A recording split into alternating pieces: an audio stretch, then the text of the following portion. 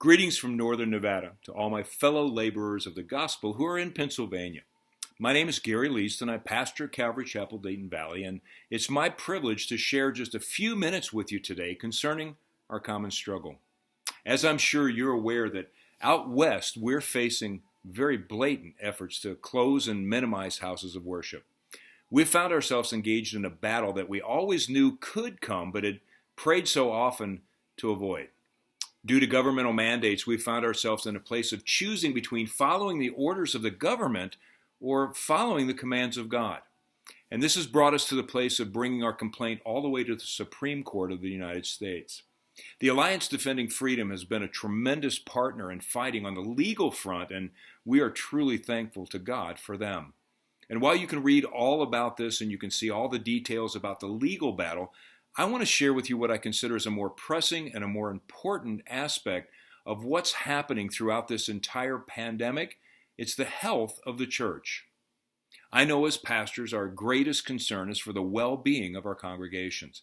And God has laid upon us the care and the feeding of His people, and we are ever vigilant to do this in a way that honors Him. The COVID-19 pandemic has changed how we do church. It's changed our ability to provide the care that we know is so important to God's people. In our area, we're seeing things that are devastating in relationship to the effects of closures and restrictions of churches. We're seeing depression. We're seeing marriages that are failing. We're seeing anxiety and fear gripping the young and old alike. We're seeing children who are afraid to go outside and are, in many cases, by virtue of being held inside, suffering abuse. Talked to an older couple the other day that told me that they had not been out of their home in months, and they feel like literally that the rest of the world has just forgotten about them. Now, I know that as a pastor that there's no way that every decision that we make is going to meet everyone's need. As a matter of fact, I gave an entire message on lose-lose rather than win-win. You see, if we open the church, there's a chance of people getting sick. But, Pastor, if we don't open the church, people are going to suffer mentally and physically and emotionally and most of all, spiritually. With this in mind, I want to encourage you to open your churches. Do it safely. Open them up so people can come and return to the corporate worship of God, to praise and to worship and to hear His word, the word that heals the heart. Since we've reopened, we've seen the health of the body return while being able to keep safe. We follow all the recommendations for social distancing and sanitation, and we've even gone to wearing masks now during the services just to make sure that everyone is protected. So, Pastor, I want to encourage you. I want to encourage you to heed the word of our Lord Jesus Christ when He spoke to the church in Philadelphia. Oh, you know, and you're familiar with it. It comes to us in Revelation 3 and 7.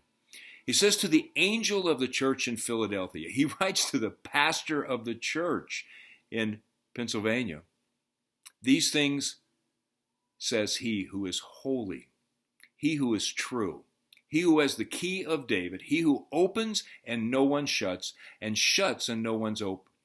I know your works. See, I have set before you an open door, and no one can shut it.